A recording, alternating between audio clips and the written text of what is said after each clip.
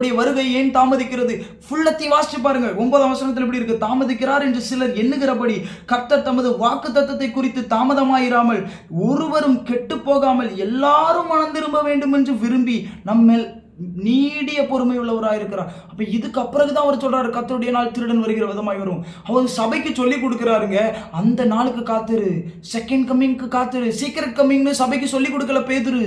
எனக்கு ஒரு டவுட்டு, அப்போ சீக்ரெட் கம்மிங், அப்போ பேதுருவோடைய சபையில உள்ளவங்க எல்லாரும் கைவிடப்படுகிற கோஷ்டிகளா? பேதுரு சரியா சபையை நடத்தலையா? கொஞ்சம் ஞானத்தோட நீங்க நிதானிச்சு பார்க்கணும். பைபிள் என்ன காரியத்தை சொல்ல வருது?